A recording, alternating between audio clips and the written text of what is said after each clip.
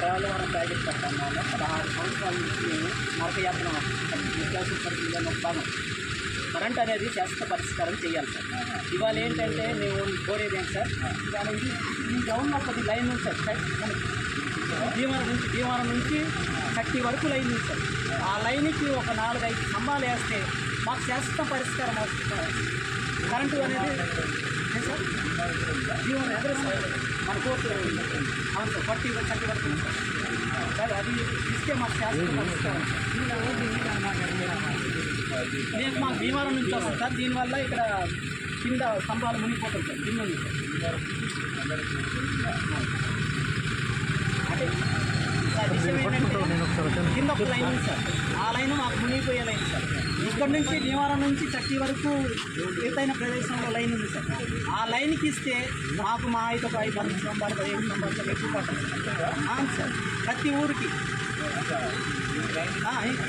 ఇస్తే వెళ్ళేస్తే మాకు ఎక్కడైతే బ్లాక్ అవుతుందో అది కట్ చేసుకొని పైకి వస్తే మాకు కరెంట్ ఉంటుంది సార్. దీనివల్ల ఏంటంటే సార్ పిల్లలు ఇవాళ 16 సంవత్సరాల నుంచి ఇబ్బంది పడటం ఎన్ని సంవత్సరాలు మమ్మల్ని తీసుకెళ్తారో తెలియదు, ఎన్ని సంవత్సరాలు ఉంటామో తెలియదు. అప్పటిదాకా శాశ్వత పరిష్కారం చేయాలి సార్. ఎందుకంటే మాకు ఈ కరెంట్ ఉంటే మీకు కానీ మాకు కానీ కమ్యూనికేషన్ కానీ అన్నిటికీ ఉపయోగం.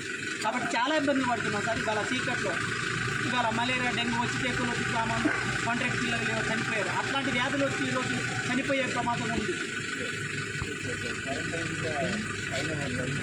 అవును సార్. ఇంకో మార్గం ఏంటంటే సార్ 20 గ్రామాలు సార్ కరెంట్ లేకుండా ఇక్కడ 20 గ్రామాలు సార్. ఇక్కడ ఆర్కూరు నుంచి పొద్దురాయగూడ దాకా 20 గ్రామాలు 5 పంచాయతీలు సార్. 20 గ్రామాల నుంచి 25 గ్రామాలు పైగా 2 PH ఉంది సార్. అక్కడ జనరేటర్ లేదు సార్. అక్కడ పేషెంట్లు వస్తే బెడ్ల మీద అసలు చీకట్లో పోవటమే. డాక్టర్ ఒకరికే ఇన్వర్టర్ ఉంది సార్. లైట్ వస్తుంది. అలానే రేపాక ఆశ్రమం స్కూల్ ఉంది సార్. లేదు సార్. నేను మొన్న చెప్పాను సార్ జీవో గారికి పంపిస్తానన్నారు, పంపించలేదు. అవును సార్ టెంపరీగా పెట్టారు. అలానే మన టేకులో హాస్టల్ ఉంది అక్కడ జనరేటర్ ఏర్పాటు చేయాలి. 2 PH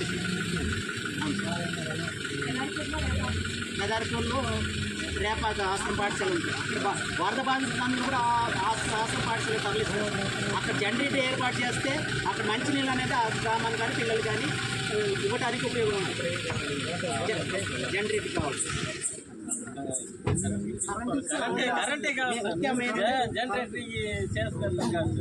ఏదైనా ముఖ్యం కరెంటు సార్. కరెంటు దాని మీద ఒక పరిష్కారం చేయాలి. గత కలెక్టర్ గారికి కూడా 3 సంవత్సరాల నుంచి నేను ఇస్తున్నాను. ఇదే ప్రజాప్రతినిధులందరూ కూడా గ్రామస్తులందరూ కూడా వినవించాం. మనం కూడా తమ దృష్టి తీసుకెళ్ళారు.